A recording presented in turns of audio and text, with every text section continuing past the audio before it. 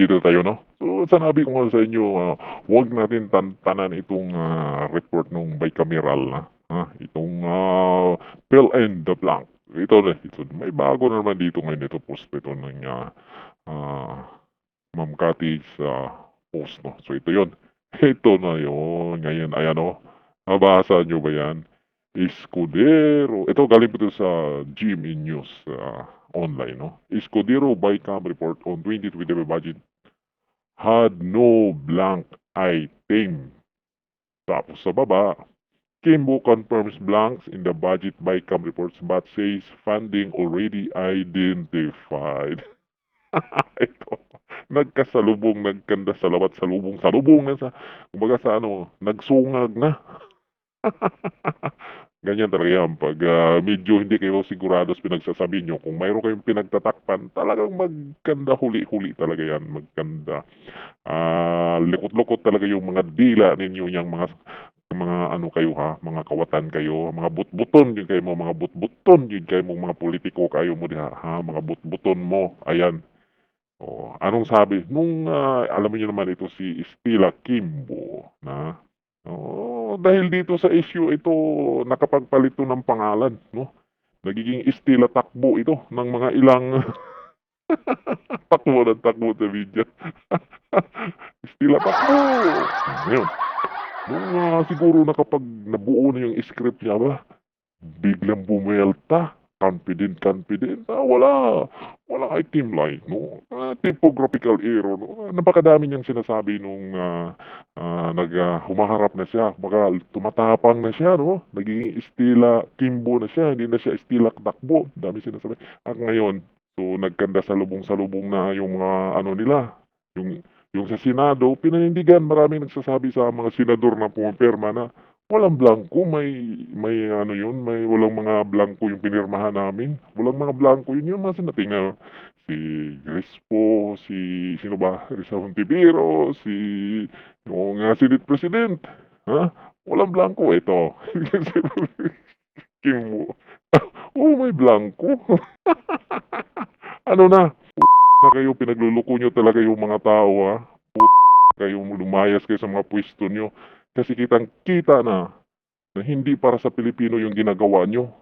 Mga kayong mga politiko kayo, lumayas na kayo dyan. Mga kayo, tingnan nyo, kung talagang nagsasabi kayong tama, dapat isa lang ang sinasabi nyo. Isa lang dapat ang sinasabi nyo kung talagang totoo yung mga pinagsasabi nyo. Wala na nga kayong maipakitang mga dokumento sa mga pinagsasabi nyo, pinapanindigan nyo pa kayo. Lumayas kayo dyan sa mga pwesto nyo. So ito po yung ito po yung galing to, no. Hoy, cheese, paano ba yan? Nilaglag ka ni Stella. Ouch! Dude, pinagmukha at diniin ni Stella talaga yung pagiging SP mo. SP sinungaling, puro Stella, what happened? Ba stick to the plan? Kita nyo? Kasi kitang-kita ng taong bayan yan, may pinagagawa nyo. Kasi iba kasing nakikita nyo. Ano bang nakikita nyo? Anong kulay? Yung kulay na pahaba na papel na may kulay, yun ba yun? Nagkabuhol-buhol na ang script nyo. Yan po yung mga comment ng mga tao dito, no? So, kaya tayo mga kababayan, kitang-kita na itong mga politiko na to. Kitang-kita nyo na kung saan man ito tatakbo, huwag nang iboto itong mga na to, Huwag nang iboto itong mga pinaggagagulan tayo dito. Ito. Nako, isa pang maling kimbot mo, chis. Paktay na ang unang kasalanan sa mundo ay kasinungalingan.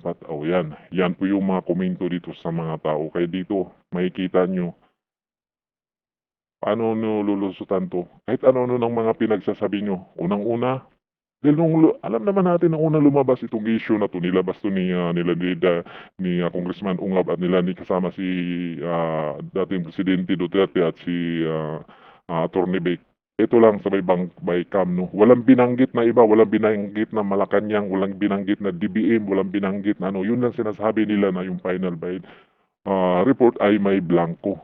Anak ng tukwa, abutan lang ng nagsalita agad sino ba yung nauna, si Bersamin ba yun? Pare sa fake news. Ang yabang-yabang mo, fake news yan. Sumunod ito si Dolbo King. Sabi ni Dolbo King, he's lying. He's a president. And he knows well. He's lying. That's a lie. Ganun-ganun ang pagkatapos noon. Ba, biglang kumambyo ha. Si Bersamin naging reverse Samin. Hindi kami may kasalanan yan. Kung may blanco yan, mga nanagot yung Congress. Aba, ang lakas-lakas ng loob na magsasabi na fake news.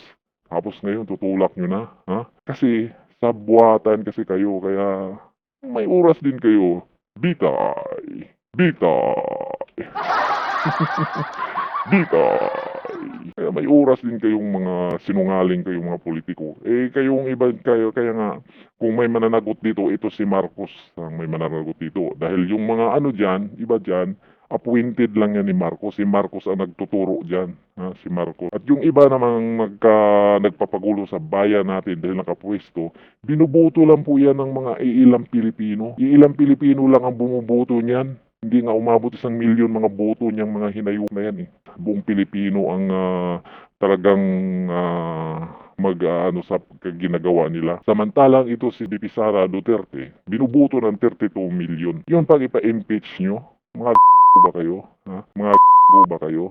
32 milyon ang bumuboto kay Sara, yun pang ipa-impeach nyo. Yung mga congressman dyan, yung mga politikong mga yan, ilan na ba mga boto niya mga yan? Ngayon, eto na. Nagkandabulbul ng mga sinasabi na hindi na nakasundo itong Senado at saka itong Kongreso. Paano yan? Kakilimutan na lang ba natin yan? Dapat may managot talaga dito.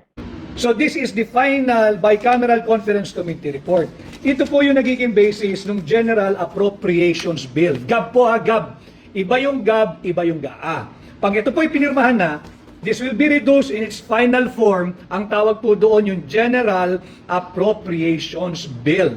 At yun po ay isusumiti na sa tanggapan ng Pangulo. At yun, whether pirmahan niya o hindi, pag pinirmahan po, doon lamang nagiging GAA, yung General Appropriations Act.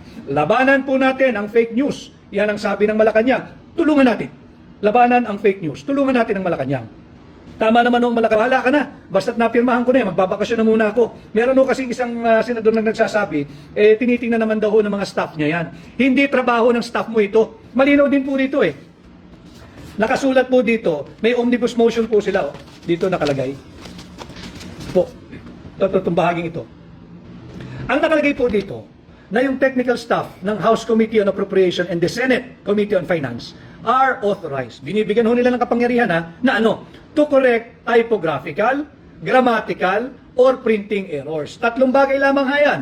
Typographical, grammatical, or printing error. Typographical, nagkamali po siguro ng spelling. Yung grammatical, mali po yung grammar. O at saka yung printing error. Yun lamang ho yun. Kung pangit ang pagka-print, i-correct ninyo, i-print ninyo ng maganda.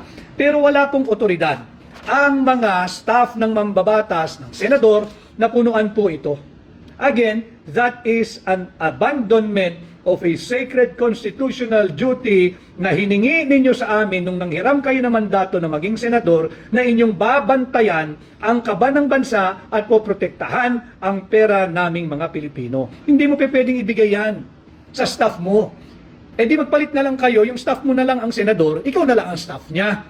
Kasi ayaw mo naman gawin yung trabaho mo. Yan ho ang implikasyon ng mga sinasabi nila.